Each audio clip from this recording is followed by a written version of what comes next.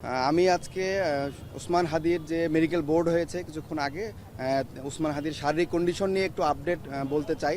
যে তার যে শারীরিক পরিস্থিতি সেটা আশঙ্কাজনক যেরকম ছিল সেটা অপরিবর্তিত রয়েছে, এবং তার যে ব্রেইনে ইনজুরি ছিল আমরা ঢাকা মেডিকেল কলেজে অপারেশন করেছিলাম, এবং আজকে সকালে তার রিপিট সিটি স্ক্যান হয়েছে, এবং সিটি স্ক্যানে আমরা দেখেছি যে তার ব্রেনের যে কন্ডিশনটা সেটা অপরিবর্তিত রয়েছে, এবং সেই পরিস্থিতি যে ব্রেনের স্টেমে যে ইনজুরিটা ছিল সেটা মারাত্মকভাবে ক্ষতিগ্রস্ত হয়েছে, এবং ব্রেনে ইস্কেমিয়া আমরা দেখেছি যে অক্সিজেন স্বল্পতা যেটা আমরা লক্ষ্য করেছিলাম সেটা আরও প্রমিনেন্ট হয়েছে, এবং ব্রেনের যে বিভিন্ন জায়গাতে তার ম্যাসিভ ব্লাড ট্রান্সফিউশনের জন্য 6 ব্যাগ ব্লাড এবং 5 ব্যাগ ফ্রেশ ফ্রোজেন প্লাজমা পেয়েছে। সেটার ইফেক্টে ডিসেমিনেটেড ইন্টারভাস্কুলার যে কোয়াগুলেশন হয়েছিল সেটা এখন ম্যানেজেবল কন্ডিশনে আছে, কিন্তু সেটার কারণে ব্রেনের যে বিভিন্ন জায়গাগুলোতে সেগুলোতে রক্তগুলো জমাট বেঁধে আছে বলে আমরা সিটি স্ক্যানে দেখেছি, এবং যে পাশে অপারেশন হয়েছে সেই পাশে ব্রেনটা একটু চাপ দিয়ে ওই পাশে ঠেলে দিচ্ছে, এরকম করে আমরা পরিলক্ষিত করেছি। এবং ব্রেনের পাশাপাশি তার কিডনি অপারেশনের মধ্যে এবং অপারেশনের আগে খুব একটা ফাংশনিং ছিল না, সেটা ফিরে এসেছে, এবং সেটার ইউরিন আউটপুট এখনও কন্টিনিউ আছে, এবং 4 লিটার ইউরিন আউটপুট সেই হিসেবে ফ্লুইড ব্যালেন্স থেকে শুরু করে তার নর্মাল কিডনি ফাংশনিং চলছে, এবং লাইফ সাপোর্টে তার ফুসফুসের যে কন্ডিশন ছিল সেটা অপরিবর্তিত রয়েছে। ডিজাইন, এলিগেন্স, বিউটি, সেরা পণ্য সবার জন্য জেভিকো। ড্রেনে কিছু কালেকশন থাকার কারণে ড্রেন টিউবটাও অপরিবর্তিতভাবে রাখা হয়েছে, এবং তার যে আদার অর্গানগুলো সেগুলো লাইফ সাপোর্টের মধ্যে দিয়ে কন্টিনিউ করা হচ্ছে।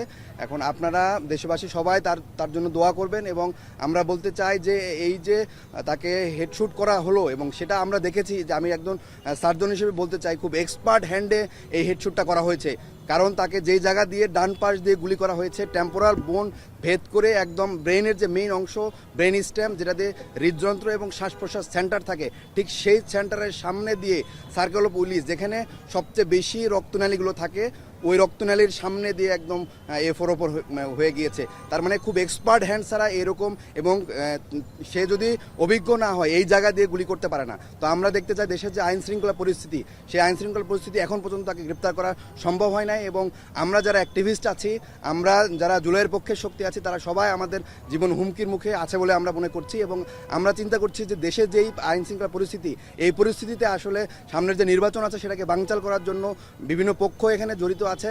আমি দেশের যে স্বরাষ্ট্র উপদেষ্টা সহ যে প্রধান উপদেষ্টা আছে তাদের কাছে আহ্বান জানাচ্ছি যে আপনারা দ্রুততম সময়ের মধ্যে এই আইন শৃঙ্খলা পরিস্থিতি উন্নতি করেন, এবং যে অপরাধী তাদেরকে গ্রেপ্তারের আওতায় আনতে হবে, এবং তাদেরকে বিচার এবং দৃশ্যমান বিচারের আওতায় আনতে হবে বলে আমরা মনে করি। যদি আপনারা সেটা না করতে পারেন তাহলে আমরা যে জুলাই শক্তিগুলো আছে আমাদের জীবন যে হুমকির মুখে আছে, এবং আমাদেরকে কন্টিনিউয়াস ফোন করে বিভিন্ন ইন্ডিয়া থেকে অপরিচিত নাম্বার থেকে ফোন করে আমাদের নাম্বার পাবলিক করে দেওয়া হচ্ছে, বিভিন্ন গ্রুপে আমাদের নাম্বারকে দিয়ে দেওয়া হচ্ছে, আমাদের পরিবারের আমাদের বাসার লোকেশনগুলো ট্র্যাক করা হচ্ছে, আমাদেরকে হুমকি ধুমকি দেওয়া হচ্ছে। তো এগুলোর আসলে শেষ কোথায়? আমরা জুলাইয়ের সকল জি জি ধন্যবাদ। আসলে তাকে এখনও নিবিড়ভাবে পর্যবেক্ষণের মধ্যে আছে, এবং তার পরিবার তাকে উন্নত চিকিৎসার জন্য হয়তোবা বিভিন্ন জায়গায় নেওয়ার জন্য চেষ্টা করছে, তবে সেটা তার পরিবার সিদ্ধান্তটা চূড়ান্ত বলে আমরা মনে করি। এবং এখানে যে বোর্ড মেডিকেল বোর্ড সিদ্ধান্ত দিয়েছে যে তাদের শারীরিক অবস্থা অপরিবর্তিত রয়েছে, এবং সেটা আশঙ্কাজনক। গত 2 দিন যেরকম ছিল ঠিক ওই রকমভাবে আছে। তার জিসিএস যে এটা মেডিকেল বোর্ড সিদ্ধান্ত দেবে, তার পরিবার যদি এগ্রি করে দেন মেডিকেল বোর্ড ওই ব্যাপারটাই তখন আলোকপাত করবে আর কি। জি, তার সিঙ্গাপুর এবং থাইল্যান্ডের যে হসপিটালগুলোতে তাকে কেস সামারি তার পরিবার পাঠিয়েছে, এবং ওই হসপিটালের সাথে হয়তো কথা বলে হসপিটাল অ্যাকসেপ্ট করতে পারে, তার পরিবার সিদ্ধান্ত নেবে তখন যে আসলে কোন হসপিটালে তাকে নেওয়া যেতে পারে। তবে এটা তার পরিবারের সিদ্ধান্তটা চূড়ান্ত বলে আমরা মনে করি। ওই হসপিটালে এখনও ওইভাবে রেসপন্স করা নাই, কেস সামারি অ্যানালাইসিস ওরা হয়তো করছে, তার পরিবার অফিসিয়ালি তাকে বাইরে নেওয়ার ব্যাপারে সিদ্ধান্ত দিবে। আমরা তার পরিবারের কথার জন্য আমরা অপেক্ষা করে থাকবো বলে আমরা মনে করি। জি, হাদি ভাইয়ের বুলেটটা রাইট সাইড দিয়ে ঢুকে গিয়ে বাম সাইড দিয়ে বের হয়ে গেছে টেম্পোরাল রিজন দিয়ে। বুলেটের ফ্রেগমেন্ট আমরা একটা কাভার শেল সেটা পেয়েছি অপারেশনের সময়, এবং একটা অংশ তার ব্রেন স্টেমের মধ্যে রয়ে গিয়েছে, এবং সেটা খুব বেশি বুলেট ফ্রেগমেন্ট হয়ে একটা অংশ বাইরে গিয়েছে এবং একটা অংশ ব্রেন স্টেমে রয়ে গেছে, এবং একটা শেল বুলেটের কাভার আমরা অপারেশনের সময় বের করতে পেরেছি।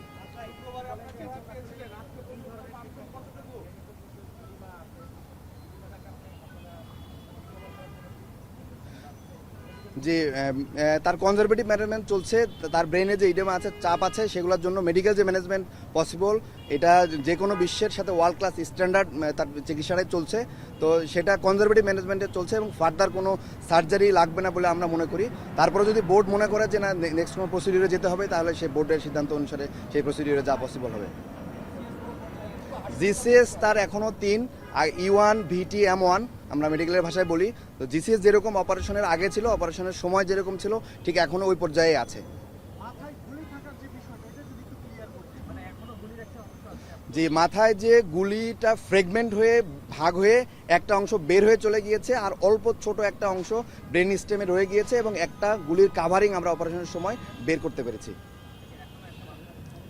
জি জি, স্প্রিন একটা গুলি, সেটা হয়তো ভিতরে ঢোকার পরে ফ্রেগমেন্ট হয়ে যায়, ফ্রেগমেন্টের একটা ছোট অংশ সেটা ব্রেন স্টেমে রয়ে গিয়েছে। আসলে আমরা রিস্ক বেনিফিট চিন্তা করি। যে জায়গায় গুলিটা আটকায় আছে সেটা খুবই ডিপ সিটেড, এবং ওইখানে একদম ব্রেনের যে রক্তনালীগুলো আছে, ঠিক রক্তনালীর সামনে অনেকগুলো রক্তনালী, সেখানে একসাথে সার্কেল অফ বুলিজ বলি আমরা, সেখানে আটকায় আছে। তো আমরা মনে করি যে ব্রেনের যে আমরা অপারেশনটা করেছি, মূলত ব্রেনটাকে স্পেস দেওয়ার জন্য অপারেশনটা করেছি। মাথার হাড্ডির যে খুলিটা বাম পাশ, এই বাম পাশের খুলিটা আমরা কেটে ব্রেনকে একটা স্পেস দিয়েছি। এই যে ব্রেনে ইডেমার কারণে সোয়েলিং হচ্ছে, ব্রেন তো একটা শক্ত কাভারিং বোনের মধ্যে ফিক্স থাকে, যদি স্পেস না পায় তখন ব্রেনের বিভিন্ন অন্যান্য অঙ্গগুলোকে চাপ দেয়। ওই স্পেস ক্রিয়েট করার জন্য মূলত বাম পাশের হাড্ডিটাকে খুলে দেওয়া হয়েছে, একটা স্পেস ক্রিয়েট হচ্ছে, ব্রেনটা এক্সপ্যান্ড করতে পারছে। আসলে ব্রেনের গিয়ে রক্ত বা বুলেট নিয়ে আসার জন্য মূলত অপারেশন করা হয় না, ব্রেনকে স্পেস দেওয়ার জন্য মূলত অপারেশনটা করা হয়েছে।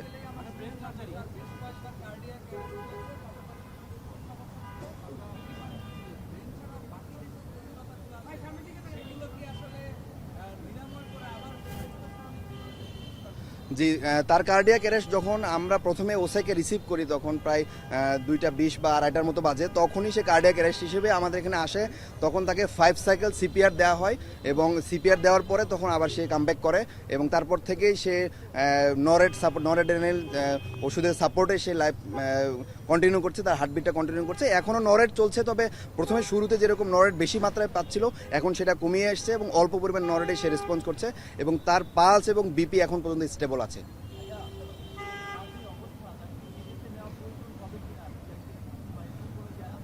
হ্যাঁ, তার পরিবার যদি মনে করে এবং বোর্ড যদি চিন্তা করে তার শারীরিক অবস্থা ফিজিবল, দেন তারা হয়তো মুভ করতে পারে। এটা পরিবারের উপরে আমরা সিদ্ধান্তটা দেই, এবং এই সিদ্ধান্তটা তার পরিবারেই জানাবে বলে আমরা মনে করি।